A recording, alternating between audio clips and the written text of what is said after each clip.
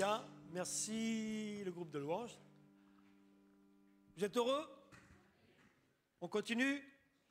Alors, Michael, le pasteur, va nous apporter le message qu'il a sur son cœur et que le Seigneur le bénisse. Cher Michael.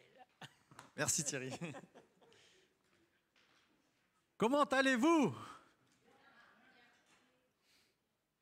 C'est un jour de fête aujourd'hui, c'est un jour de joie. Aujourd'hui, il va y avoir, pour notre communauté particulièrement, une joie spéciale, parce qu'il y a 5 personnes qui vont prendre le baptême grâce à la présence du Seigneur à travers nous, à travers l'Église. Vous savez, le défi de l'Église, c'est pas d'être parfait, parce qu'elle ne le sera jamais. Le défi de l'Église, c'est d'être là. Tant qu'on est là, c'est bon. Le jour où on n'est plus là, il manque quelque chose, C'est pour ça qu'on ouvre des églises, qu'on implante des églises. Une église, ça ne doit jamais fermer. L'église, ça doit tout le temps se développer. Et quand on est là, des gens rencontrent des disciples de Jésus-Christ dans une ville, et paf, ils rencontrent le Seigneur, et ils décident de s'engager avec lui, et le royaume de Dieu grandit.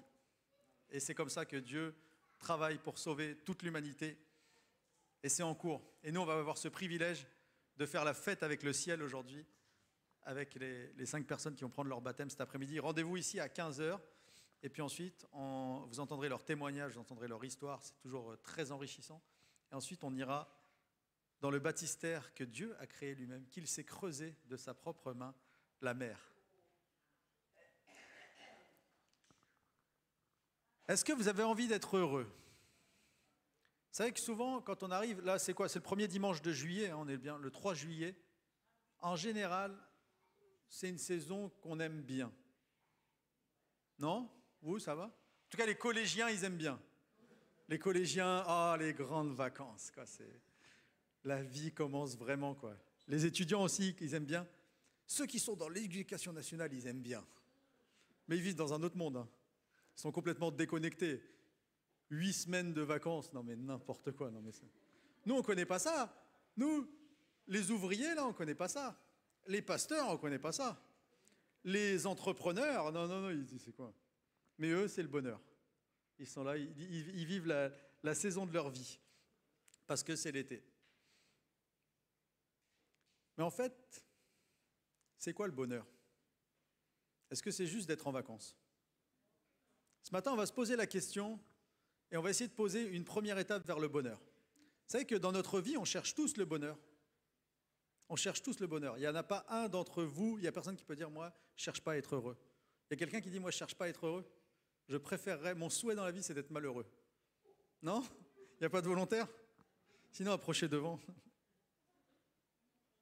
Si le bonheur pouvait s'acheter, on y mettrait toutes nos économies. C'est vrai, on dirait « non, on ne va pas au resto, là. Il faut qu'on garde de l'argent pour acheter du bonheur. » On dirait aux enfants « non, pas de kebab ce soir. » Avec les 20 €, là, on va aller au Auchan, j'ai vu du bonheur en promotion. On va en prendre une barquette, on va se le ramener à la maison, ça va nous faire du bien. On y mettrait toutes nos économies. On irait s'acheter le bonheur. S'il faut que ça se paye, je le paye. Parce que c'est une quête qui est universelle. C'est à l'intérieur de nous. On a envie d'être heureux. Et on vous propose au mois de juillet, à l'Église Nouvelle Vie, de conquérir ce bonheur. Est-ce que vous êtes prêts à aller à la conquête du bonheur? Comment on trouve le bonheur? J'ai relevé une enquête qui a été faite, je crois, en 2017 en France, où ils ont demandé aux gens « Qu'est-ce qu'il vous faut pour être heureux ?» Et ils ont mis les réponses donc, dans l'ordre là où elles sont arrivées le plus souvent. La plupart des gens vont dire « Il me faut des amis et une bonne vie sociale. Il me faut un bon entourage. » Après, ce qui vient en deuxième, c'est « Il me faut un bon travail pour être heureux. » Je ne savais pas qu'on était des travailleurs en France. On nous traite d'abonnés au chômage, mais ce n'est pas vrai. On veut du travail. Après vient être amoureux. Après, être reconnu, avoir du succès dans ce que je fais. Ensuite vient une bonne vie sexuelle, c'est important pour beaucoup de Français.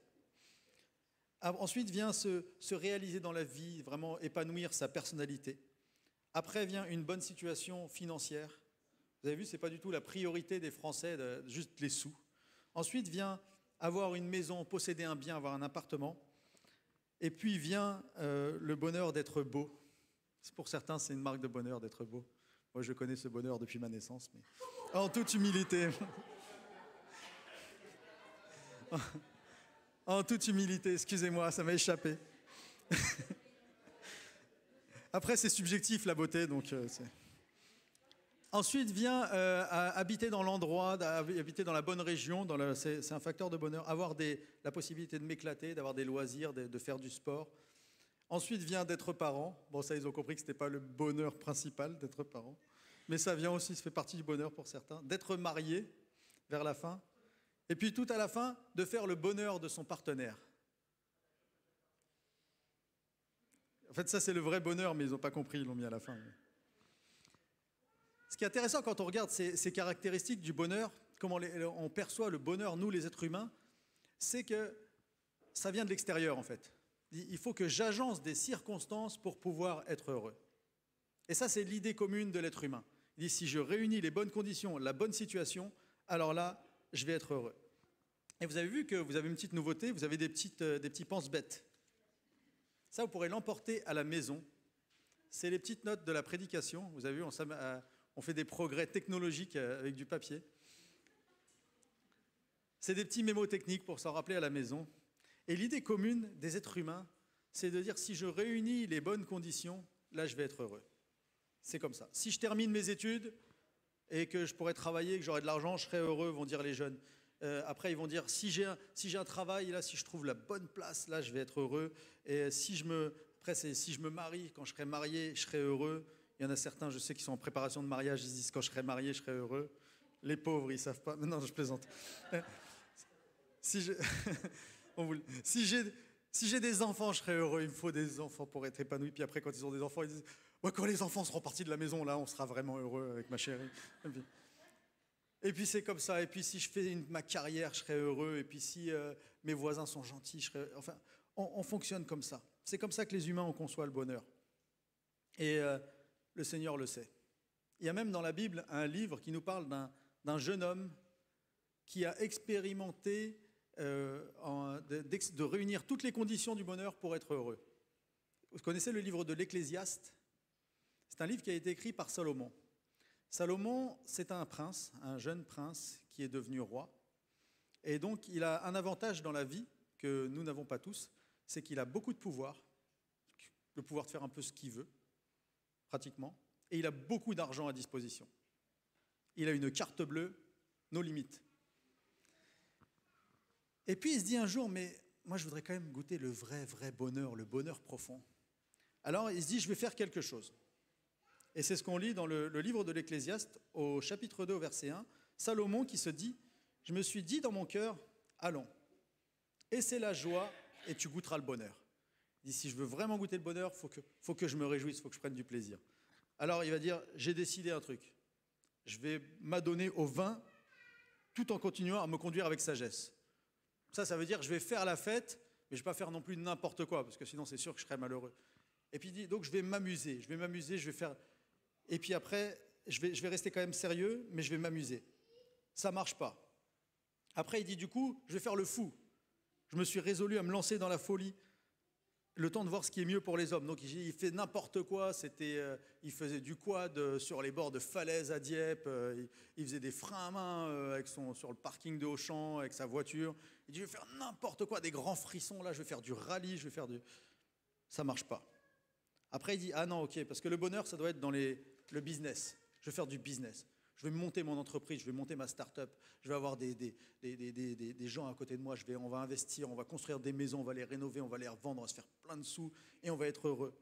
Donc à leur époque, je me suis aménagé des jardins, des vergers, je plante des arbres de toutes sortes.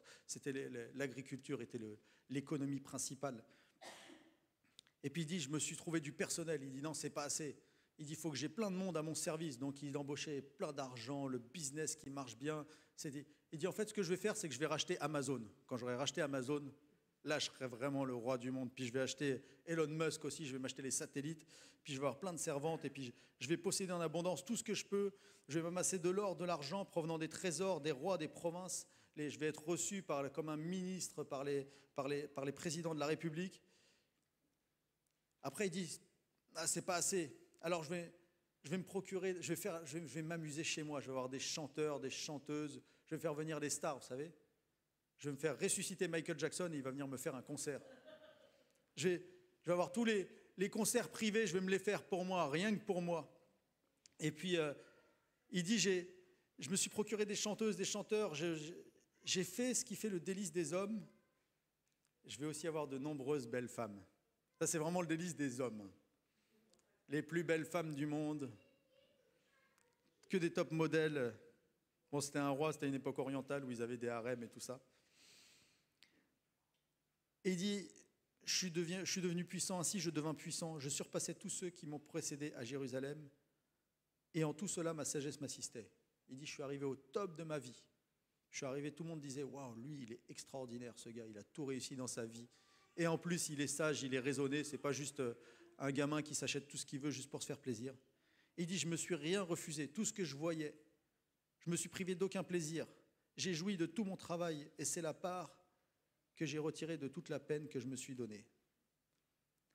Et puis il va dire quelque chose de fou au verset 11. Il va dire, puis j'ai considéré l'ensemble de mes réalisations et toute la peine que je m'étais donnée pour les accomplir.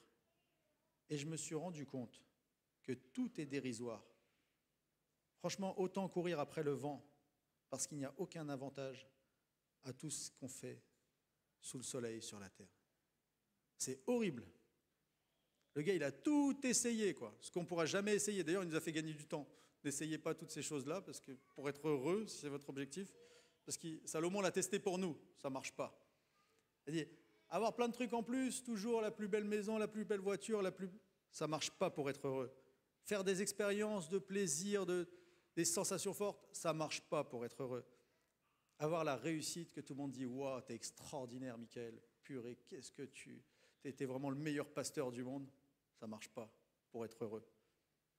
Même pas la peine de me dire ça en me mentant, mais ça ne marche pas pour te donner le bonheur. Ces trois choses, ces trois éléments qui sont les éléments principaux que l'humain se dit pour être bonheur. Il faut que j'ai ça en plus, il faut que j'expérimente ça, ou il faut que je sois reconnu pour ça. Ça ne marche pas pour être heureux. Il en faudra toujours plus. Moi, mon fils, il me dit, papa, ça serait trop bien, on serait vraiment plus heureux si je gagnais un tournoi de jeux vidéo et parce qu'il y a 1 million d'euros à gagner dans les tournois de jeux vidéo, apparemment. J'apprends ça avec mes enfants. Et il dit, si je gagne le tournoi là, ça sera, papa, on sera heureux.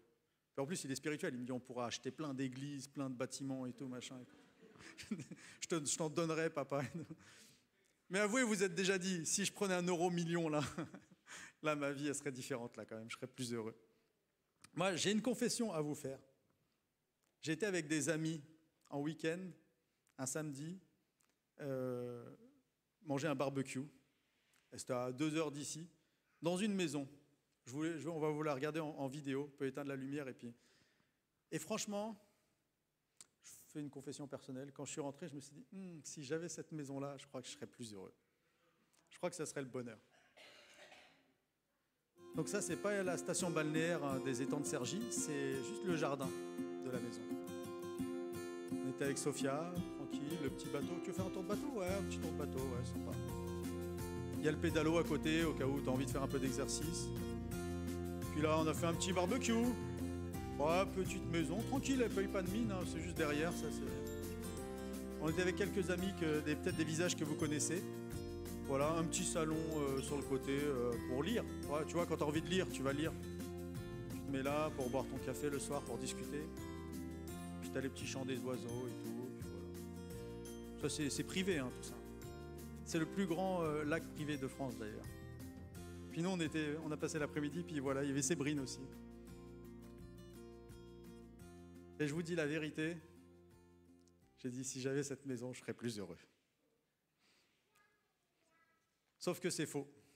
Parce qu'un jour, il y a un journaliste qui a demandé à un milliardaire, vraiment quelqu'un qui a des milliards, il dit, bon, vous qui avez expérimenté, à quel stade d'argent on dit qu'on est vraiment heureux? Vous avez réalisé que vous étiez vraiment heureux, vous étiez vraiment dans le bonheur.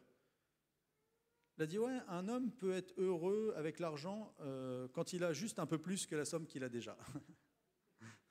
C'est juste ça le problème. C'est quand tu as ça, après tu voudras ça, tu voudras ça, tu voudras ça. Et on va voir que le bonheur selon Dieu, ça c'est la conception humaine du bonheur, mais le bonheur selon Dieu, il est différent. Il ne passe pas par des choses qui viennent de l'extérieur, mais il passe par des choses qui viennent de l'intérieur. Le bonheur selon Dieu ne passe pas par le fait d'acquérir des choses ou d'expérimenter des choses. Il passe par le fait d'adopter une bonne attitude. Parce que vous savez, le bonheur, on le dit toujours, il est à l'intérieur. Vous connaissez cette expression? Eh bien, c'est la vérité, ça vient du Seigneur. Les dernières semaines, qu'est-ce qu'on a fait à l'étude biblique du mardi soir? De 6 à 7 tous les mardis, on a une étude biblique. On a regardé la prédication de Jésus. C'est sa prédication, le sermon, on l'appelle le sermon sur la montagne. C'est la prédication la plus connue de Jésus, qui a le plus fait parler. C'est peut-être une des plus grandes aussi en texte, où Jésus rentre dans tous les domaines de la vie d'un chrétien, comment être un bon disciple de Jésus-Christ. Et vous savez comment il commence ce discours? La première chose qu'il dit, il monte sur sa montagne, il dit maintenant je vais vous prêcher, Jésus-Christ, le Fils de Dieu va vous prêcher, et il dit, vous voulez savoir comment être heureux? Il commence sa prédication par heureux. C'est son intro. Jésus, il arrive sur la scène, il dit déjà, premièrement, avant de vous parler de quoi que ce soit, de tant l'eau de joue, de tout ce que vous voulez, aime ton prochain comme toi-même, je vais vous dire comment être heureux. C'est bizarre que Jésus, il choisisse ça en intro. En fait, c'est pas bizarre, c'est parce qu'il nous connaît. C'est de toute façon, les humains, je les connais par cœur, ils cherchent tous à être heureux. Donc je vais commencer, au lieu de perdre du temps, je vais commencer déjà par leur dire comment être heureux. Et il monte sur sa montagne et il dit comment, il va dire ce qu'on appelle les béatitudes. Vous savez, ça a donné le mot béatitude qui veut dire le bonheur parfait. On l'a intitulé le bonheur parfait. Avec ces différentes choses, Dieu va dire heureux. Heureux veut dire béni. Béni, vous savez, souvent on dit sois béni mon frère, sois béni, on se donne toujours la bénédiction. En fait, on dit sois heureux. Heureux, c'est le même mot que béni. Et donc Jésus, il monte sur sa montagne et il dit heureux ceux qui reconnaissent leur pauvreté spirituelle, car le royaume des cieux leur appartient. Heureux ceux qui pleurent, car ils seront consolés. Heureux ceux qui sont doux, car ils hériteront la terre. Heureux ceux qui ont faim et soif de la justice, car ils seront rassasiés. Heureux ceux qui font preuve de bonté, car on aura de la bonté pour eux. Heureux ceux qui ont le cœur pur, car ils verront Dieu. Heureux ceux qui procurent la paix, car ils seront appelés fils de Dieu. Heureux ceux qui sont persécutés pour la justice, car le royaume des cieux leur appartient. Ça, c'est le bonheur parfait enseigné par Jésus-Christ, le Fils de Dieu. Quand on lit ça, au premier abord, moi, ça me pose une question. Heureux si vous êtes triste, heureux si vous êtes pauvre, heureux si vous êtes persécuté. Bon, c'est pas trop l'idée que je me faisais du bonheur, mais bon. Après, Jésus, par la foi, allez, on va y aller par la foi. Qu'est-ce qu'il veut nous apprendre, Jésus? Il y a une chose principale qu'il veut apprendre en incluant des contraires, en disant heureux si tu es triste, c'est qu'il veut nous apprendre à être heureux malgré que la chose ne soit pas une circonstance obtenue. C'est ça la clé. C'est-à-dire, c'est pas parce que la circonstance est atteinte que tu dois être heureux avant. Donc tu peux déjà être heureux avant. Si on attend que les circonstances, si j'attends que les circonstances soient parfaites pour être heureux, je ne vais pas être heureux beaucoup de fois dans l'année. Non, mais c'est certain. Le bonheur devient quelque chose d'inatteignable. S'il te faut toutes les circonstances pour être heureux. Mais ça va être un calvaire pour atteindre ce bonheur. Et Jésus dit qu'il veut nous apprendre que le bonheur ne dépend pas des bonnes circonstances, mais il dépend d'une bonne attitude. Et toutes ces situations sont centrées sur une attitude. Le bonheur ne dépend pas de ce qui se passe autour de moi forcément, mais plutôt de ce qui se passe à l'intérieur de moi. Jésus dit que ce n'est pas la quantité de choses que tu vas posséder qui va te rendre heureux, mais c'est ce que tu vas être qui va te rendre heureux. Le bonheur ne dépend pas de l'extérieur, mais de l'attitude intérieure. Et pour définir ce qui nous rend heureux, donc Jésus va donner des attitudes. Et la bonne nouvelle dans ce que Jésus enseigne là, c'est que ça veut dire que le bonheur est un choix qui peut m'appartenir. Vous savez, souvent on dit le bonheur, peut-être que je l'atteindrai. Mais là, Jésus dit non. Si tu fais un choix aujourd'hui, tu peux commencer à être heureux. Ça devient quelque chose d'accessible, ça devient quelque chose que tu peux te procurer. Mais c'est sûr, on doit choisir d'adopter des bonnes attitudes pour être heureux. Et ce matin, on va voir la première. Fondamentalement, si aujourd'hui tu es heureux ou triste, ou entre le bonheur et la tristesse, quelle que soit ta vie, c'est toi qui as les clés de changer cette situation ou pas. Ce n'est pas des circonstances qui vont le faire. J'ai découvert une profonde vérité sur la terre. Vous me direz si vous l'avez découvert aussi. La vie est difficile. Vous le saviez ou pas? Vous l'avez remarqué comme moi ou pas? Il y a beaucoup de choses qui ne vont pas bien. Il y a beaucoup de souhaits, moi, que j'ai tous les jours qui ne sont juste pas exaucés, qui ne sont juste pas atteints. Il y a plein de choses que je voudrais, que j'aurais voulu qu'il se passe, ou que j'aurais voulu qu'il ne se passe pas, et qui se passent. Et des choses que je voudrais qui se passent et qui ne se passent pas. C'est inévitable. Et si je fais dépendre ces circonstances de mon bonheur, alors ça va être dur d'être heureux. Ça va être super dur. Mais si j'arrive à chercher qu'au milieu de tout ça, je peux être heureux à travers la parole de Dieu, alors je vais commencer à pouvoir développer le bonheur et vivre au milieu de ce monde difficile qui, lui, il n'a pas l'intention de changer, je vous rassure, ou je ne vous rassure pas. Mais je vais pouvoir être heureux au milieu de ce monde. Et on va regarder ici la première étape donc vers le bonheur. C'est quoi la première chose que Jésus dit? La première attitude, c'est d'être humble. Parce qu'il va dire, heureux ceux qui reconnaissent leur pauvreté spirituelle, car le royaume des cieux leur appartient. Il y a une autre traduction plus classique que vous avez souvent dans vos Bibles qui dit, heureux les pauvres en esprit, car le royaume des cieux est à eux. On s'est souvent posé la question, ça veut dire quoi? Heureux les pauvres en esprit. Et on s'est dit, ouais, il faut être un peu bébête, hein, comme ça. Et si tu es simplet, tu seras heureux. Réfléchis pas trop. En Afrique, Jean-Claude me disait, ils ont même trahi ce message en disant heureux les pauvres. Ils ont oublié en esprit. Comme ça, ils ont dit donnez-nous votre argent et puis ils sont enrichis comme ça. Ça veut dire quoi heureux les pauvres? Ça veut dire ceux qui n'ont pas de valeur. Après que Jésus est venu mourir pour des gens, ouais, c'est pas des gens très intéressants, c'est des pauvres bougres, mais je vais venir me sacrifier pour eux. Non, si Jésus s'est sacrifié pour nous, c'est parce qu'on vaut cher, parce qu'on est précieux pour lui. Donc il est venu pour des gens de valeur, ce n'est pas une dévalorisation. Mais c'est pour ça que la traduction qui dit « Heureux ceux qui reconnaissent leur pauvreté spirituelle », elle est très bien, elle exprime très bien ce que Jésus a dit. Il a dit « Heureux ceux qui reconnaissent qu'ils ont besoin de Dieu ». À un moment donné, la base, la première étape, si on veut être heureux, c'est d'être capable de dire « Seigneur, j'ai besoin de toi ». Si tu commences tes journées et tu dis que tu n'as pas besoin du Saint-Esprit, ben, tu es mal barré pour découvrir la première étape du bonheur dans ta journée. Alors que si tu te réveilles, tu dis Saint-Esprit, viens m'aider aujourd'hui, je vais avoir besoin de toi. Je ne vais pas être à la hauteur de ma journée. Je suis pas Saint-Esprit, j'ai besoin de toi ce matin. Ça peut être une prière de 5-10 minutes avant de partir au travail ou dans tout ce que vous avez à faire. Là, vous allez commencer à poser la première étape du bonheur. Il y a une autre version qui dit heureux ceux qui admettent leurs besoins de Dieu. Heureux ceux qui reconnaissent que sans lui, ils ne s'en sortent pas. Ça, c'est ça ce que Jésus a voulu enseigner dans la première étape du bonheur. Heureux ceux qui disent qu'ils ne sont pas les meilleurs de la terre et qu'ils n'ont pas déjà tout. Eux, ils sont heureux. Ils sont bénis, ils sont heureux. Ceux qui admettent qu'ils ne sont pas parfaits. Vous savez, c'est quoi le contraire de pauvre en esprit? C'est arrogant, égoïste, autosuffisant.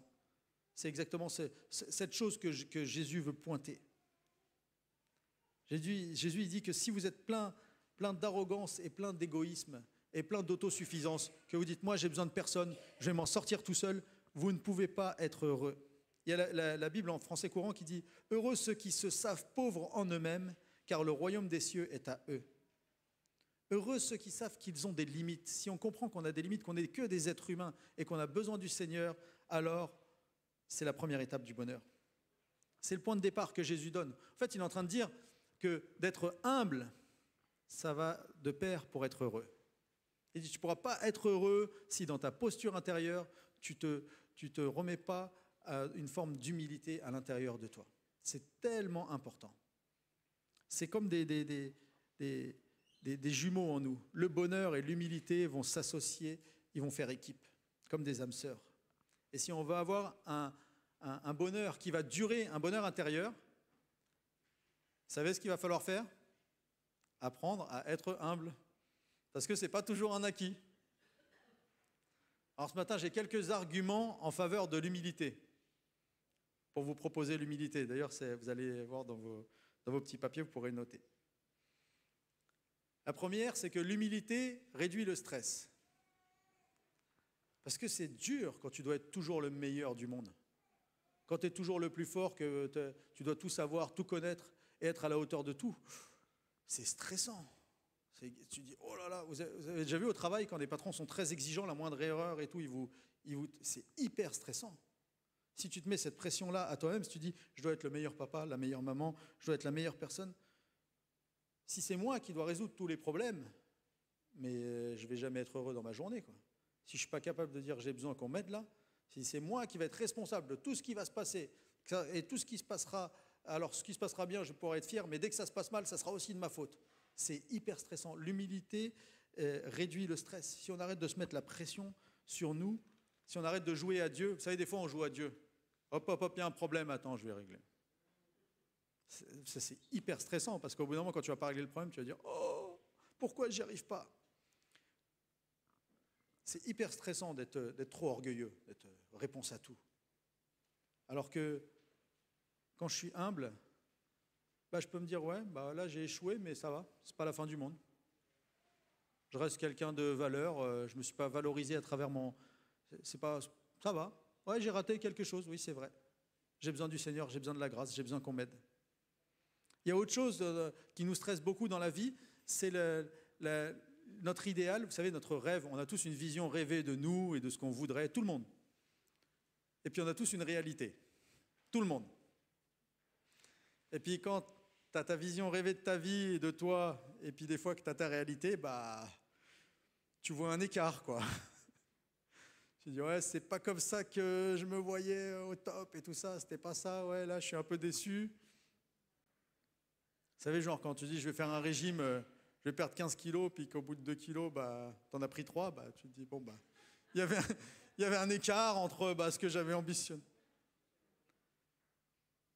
Eh bien, quand tu es humble et que tu dis, ouais, mais Seigneur, j'ai besoin d'aide, et puis en fait, ouais, c'est vrai que je ne suis pas capable de tout, je ne suis pas Superman, ça va équilibrer. Parce que souvent, ce qui nous frustre, c'est j'ai pas atteint mon idéal, j'ai pas atteint mon idéal, j'ai pas atteint mon idéal. Et tu vis avec un stress permanent. On n'est pas Superwoman. Une maman à la maison, des fois, oui, moi, je vous confesse, je pars de la maison, la petite, elle n'est pas très bien coiffée. Pourtant, l'idéal, ça aurait été d'avoir fait des belles couettes. Vous savez, quand vous voyez des enfants qui arrivent à l'école, les belles petites couettes, tout bien, les petits nœuds, tout est bien fait. Vous dites, bon, moi, je suis qu'un pauvre papa, quoi. J'ai réussi à mettre un serre-tête, déjà, c'est pas mal. Puis quand tu te bats avec les cheveux une fois, 2 fois, puis après, t'arrêtes. Tu dis, allez, mets un serre-tête, ma chérie. Mais en même temps, je l'ai habillé, je l'ai levé, je lui ai donné son petit déj, je m'en suis occupé, j'ai fait des câlins. Voilà, je suis humble, je ne peux pas tout faire. Et peut-être vous avez une maman toute seule à la maison, elle ne peut pas tout faire. Le papy, la mamie, il ne peut pas régler tous les problèmes. Des fois, il faut qu'ils disent, Seigneur, on a encore besoin de toi pour cette situation. On ne peut pas être le sauveur du monde, c'est hyper stressant. Vous savez, le rôle de Superman, c'est peut-être un rôle rêvé, mais le stress derrière. Si j'arrive pas à l'heure, si j'ai raté, tout le monde va mourir. Le Seigneur, il dit, non, détends-toi, je vais t'aider. Je vais t'aider. Je me souviens, moi, quand j'étais gamin, je n'étais pas très fort au foot. J'aimais beaucoup jouer au foot, mais bon, mes pieds, c'était pas magique. C'était pas comme Zinedine Zidane, quoi. Et puis t'en avais, c'était comme Jérémy Wapierre, c'était des phénomènes, quoi. Mais sauf qu'ils jouaient avec une pression de fou, ces gars-là. Les gars, ils ratent un truc où tu leur as pas fait la passe, ils sont limite en larmes, ils pleurent, oh machin, on va perdre. Ils partent du foot, on s'est amusé 3 heures dehors à jouer à des gamins de 14 ans, ils partent, ils rentrent, ils pleurent. Ils sont pas heureux. Alors que toi, bon, tu as peut-être mis 10 tirs à côté et un tir pas loin, mais tu rentres, tu es heureux. Tu as passé une bonne après-midi, tu t'es amusé. Tu es content. Tu dis, ouais, c'était génial, je me suis amusé avec mes potes, on a joué, on a rigolé. Et c'est pareil, même les musiciens. Là. J'ai fait une fausse note, c'est bon. Fais de la musique. Hein, Samuel? Pardon, c'était pas prévu. Mais parce qu'il y a toujours une tension entre l'idéal et le réel. Et quand on se fixe trop sur l'idéal, on va être frustré, on va être stressé, la vie va être dure, on va pas atteindre le bonheur. Donc l'humilité réduit le stress. C'est un anti-stress, c'est un antidépresseur. J'ai peut-être pas la santé qu'il me faudrait, j'espérais mieux pour ma santé. Mais ça va, regarde. J'ai plein de choses qui vont bien aussi dans mon corps. Réduit le stress. L'humilité réduit le stress. Dit Seigneur, j'ai besoin de toi pour ça. Ça réduit le stress. Le stress diminue quand je suis humble. Mais nous, on a un problème, les humains, c'est qu'on se prend trop au sérieux. C'est vrai, c'est un vrai problème. Nous, on se prend trop au sérieux et puis on prend Dieu pas assez au sérieux et du coup, ça fait des nœuds qu'on n'arrive pas à régler. Et quand on arrive vraiment à se prendre moins au sérieux, qu'on se met au clair avec soi-même, que je n'ai pas besoin d'impressionner les autres. Vous savez, c'est un stress de dire qu'il faut toujours que j'impressionne les autres, si je dois toujours être à la hauteur. Si je dois être super pasteur, moi, c'est horrible, alors que je sais que je ne suis pas capable d'être... On fait avec nos qualités. Non, mais moi, je le dis parce que j'ai découvert la pression dans ce métier. Quand j'étais serveur, j'étais tranquille, j'étais même un bon serveur. Puis pasteur, tu dis, ah c'est dur, il y a besoin de la grâce de Dieu et tout. Et du coup, c'est pas pareil. Mais quand je choisis d'être humble, quand je vis selon le Seigneur, je me mets moins de pression. Et vous savez quoi, ce que je découvre aussi, c'est que malgré mes imperfections, j'ai le droit de l'amour. On m'aime pas juste parce que je fais, on m'aime même avec mes incapacités. Ça, c'est l'humilité qui crée ça. Ça, c'est un luxe que des fois, on ne se permet pas. Il y en a qui ne se l'offrent pas, ce luxe. C'est que tu peux te sentir aimé, apprécié de Dieu, même avec ta boulette aujourd'hui. Ça, des fois, c'est un luxe. Il y en a beaucoup d'entre nous. Moi, je parle pour moi, je suis en chemin. Des fois, je ne me l'autorise pas. Non, t'es nul. Et je suis malheureux dans ma couette. Alors que je pourrais dire, Seigneur, mais non, après tout, je ne suis pas parfait, puis tu m'aimes quand même. Puis, ça fait du bien. Ça fait du bien. L'humilité réduit le stress. L'humilité, elle fait autre chose, elle améliore les relations. Les gens orgueilleux, prétentieux, qui connaissent tout sur tout, en général, ils saoulent. On va se le dire franchement.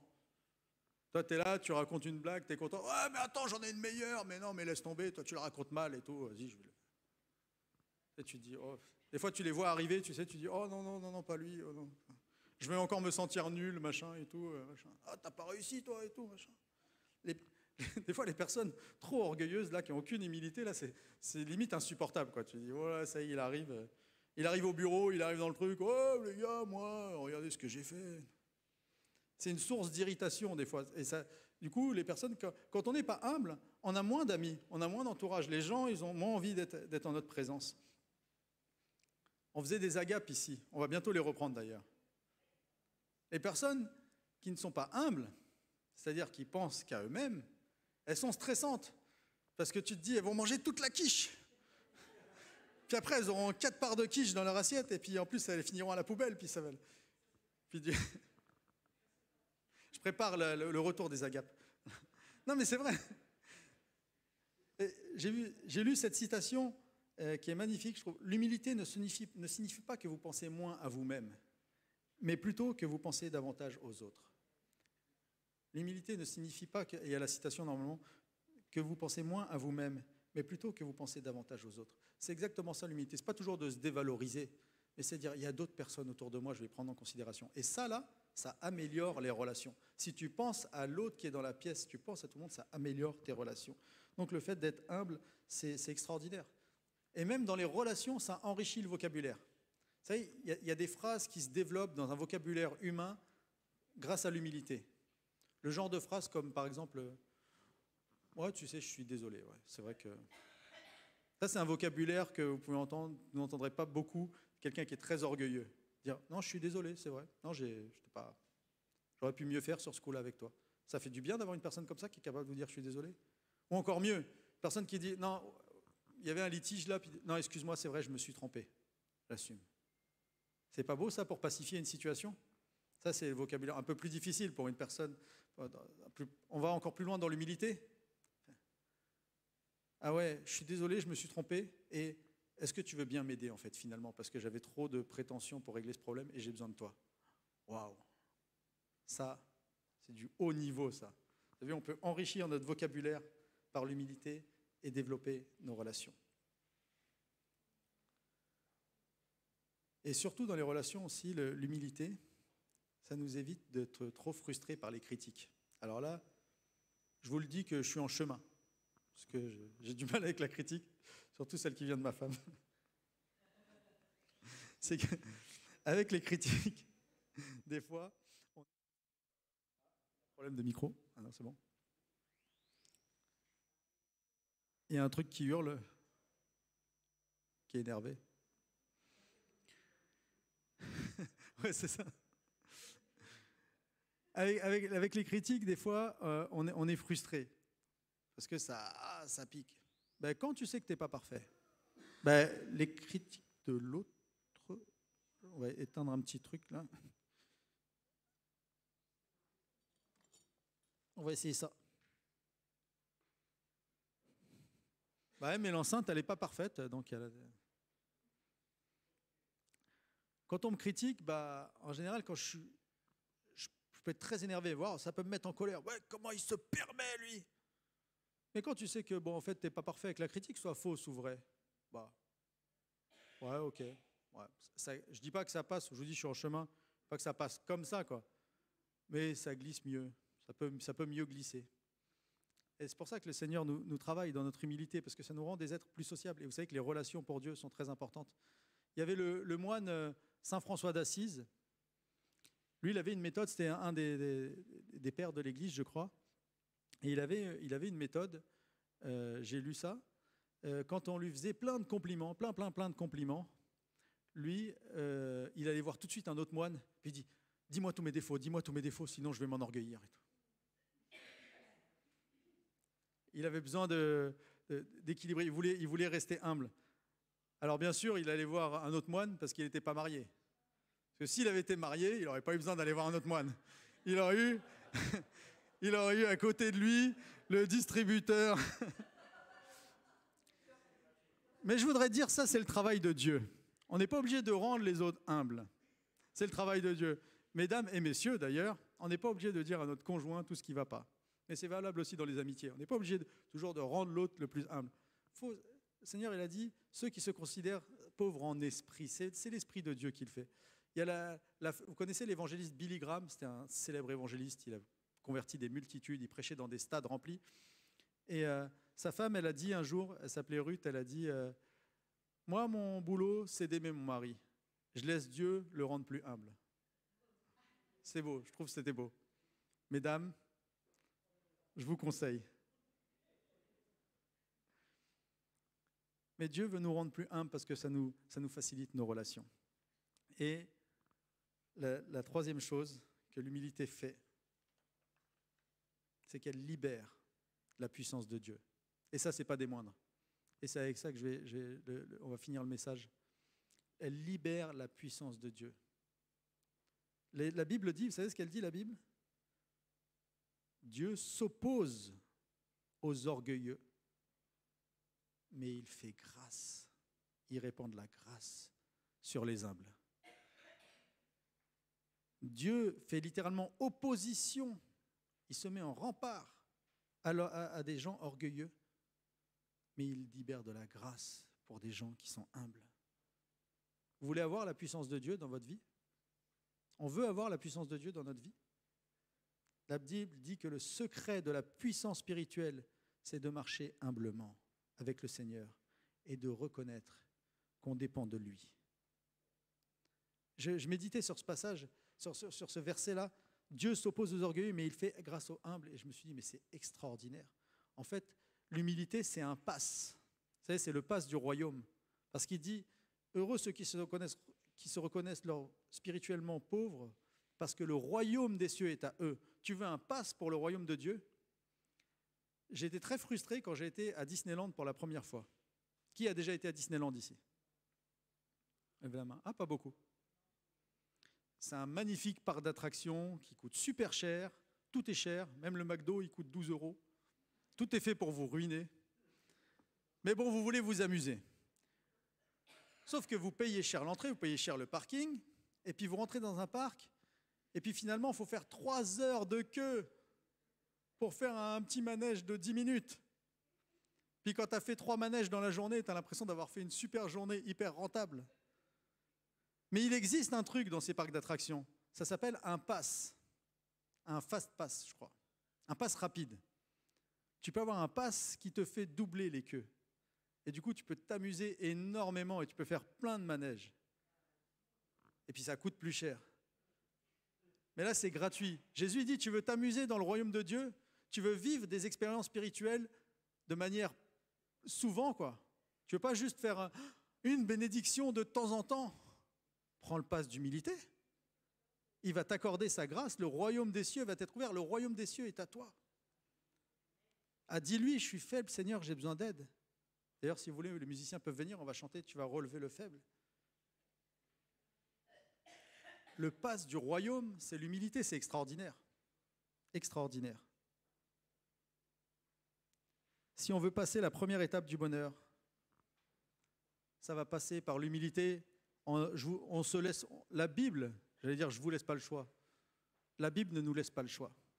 Le Seigneur, il a dit, je m'opposerai à l'orgueil et je ferai grâce aux humbles. Et heureux dans le bonheur vont être ceux qui se considèrent dans le besoin de Dieu, dans leurs limites, parce que le royaume des cieux va leur être ouvert. Ça va être Disneyland spirituel. Quand tu vas prier là, tu vas sentir la bénédiction tout de suite. Quand tu vas être dans des relations, dans des choses, tu vas sentir Dieu qui t'assiste. Est-ce que vous pensez que vous avez besoin du Seigneur dans votre vie de tous les jours? Avec tous les problèmes qui nous entourent, tous nos défis, que ce soit au travail, que ce soit dans ma relation à moi-même. J'ai besoin du Seigneur. J'ai besoin du royaume de Dieu qui soit actif. Et le Seigneur, il dit, j'ai un passe pour toi. Mais c'est à toi de la choisir. Vous savez, on fait beaucoup dans les églises, on fait beaucoup ça, c'est dans l'air du temps. Et puis c'est très bien, on se forme. On forme les équipes, on forme les leaders, on fait ce qu'on appelle du leadership, on apprend à être des bons intendants dans le royaume de Dieu. C'est une très bonne chose.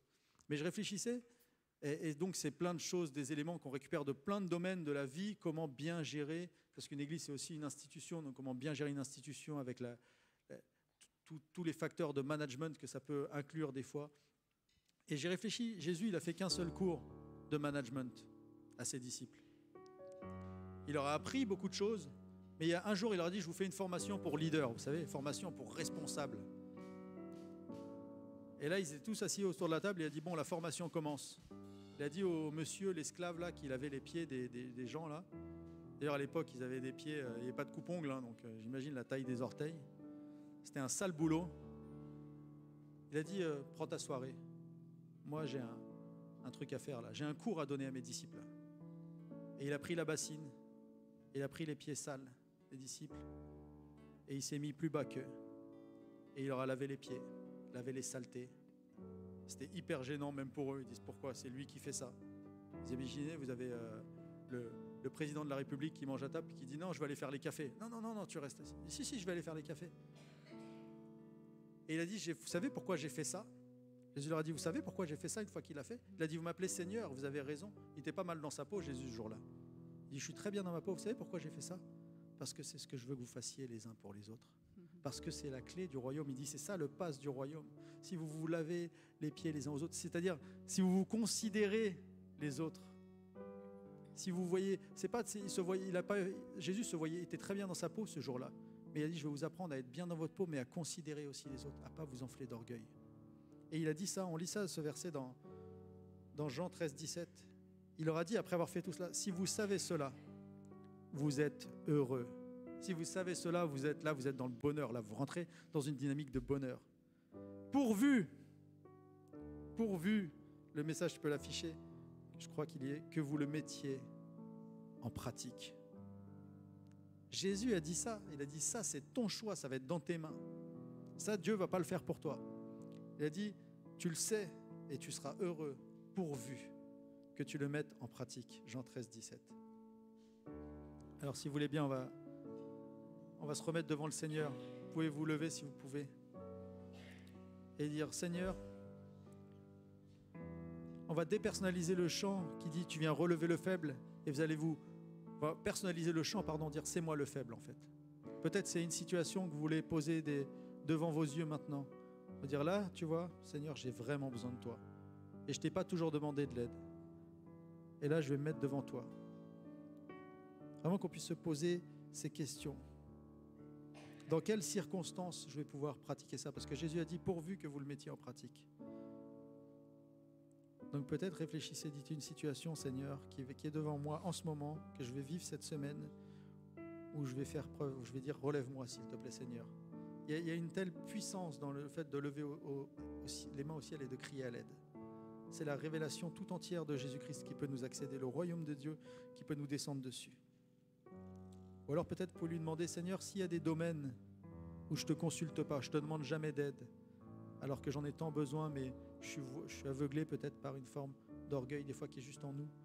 Dire, montre-moi, Seigneur, pendant ce chant. Montre-moi pour cette semaine, montre-moi pour la période de ma vie à venir. Où est-ce que je peux faire preuve plus d'humilité pour que ton royaume puisse être avec moi, pour que je puisse avoir ce passe pour circuler dans ton royaume avec facilité. Peut-être c'est j'arrive pas bien avec mes enfants, peut-être c'est j'arrive pas bien à être un bon collègue à mon travail, peut-être j'arrive pas bien à pacifier la situation familiale, peut-être j'arrive pas bien avec toi, Seigneur, j'arrive pas bien à me voir comme je me mets trop de pression. Seigneur, viens m'aider. parce que tu viens relever le faible. La Bible dit, Dieu s'oppose aux orgueilleux, mais il fait grâce aux humbles. Et même dans les Proverbes, il y a un verset qui dit, l'humilité précède la gloire. Et nous voulons des vies glorieuses. Seigneur, je te prie maintenant, je te remercie pour ta parole, parce que tu viens nous élever, nous relever. Tu viens relever les faibles. Mais je te prie que nous puissions découvrir la puissance de l'humilité, pour que nous puissions vivre des vies glorieuses, que nous puissions rentrer dans cette première étape qui nous mènera vers le bonheur. Parce que ta parole est oui et amen, c'est la seule vérité qui prévaut sur toute cette terre.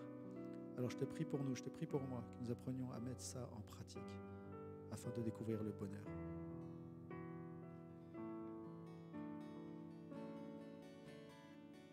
Au-delà des océans, tu es venu me chercher. Au-delà de mes tourments,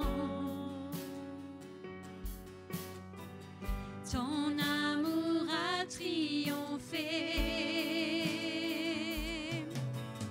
Montre-moi la splendeur et la beauté qu'il y a à t'obéir de tout cœur, à se confier à ta voix.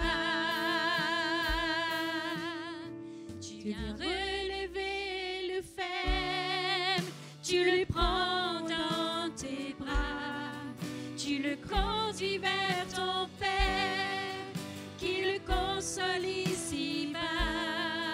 Entends le cri de ma prière, sois mon secours et ma joie. Passer de l'ombre à ta lumière, j'ai mis mon espoir en toi.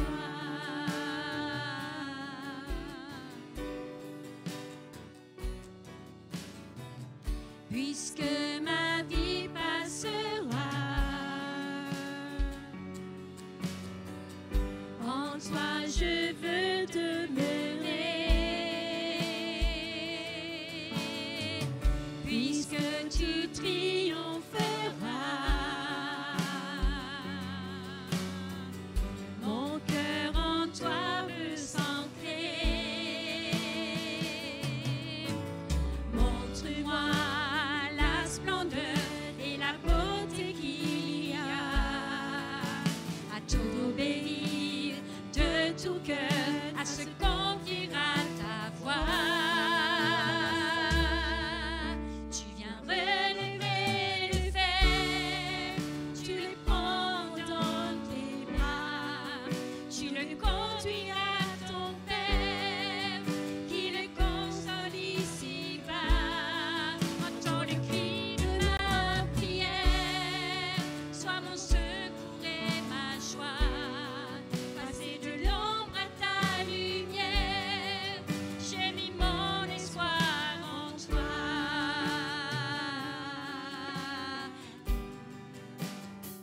Passer de l'ombre à ta lumière, j'ai mis mon espoir en toi.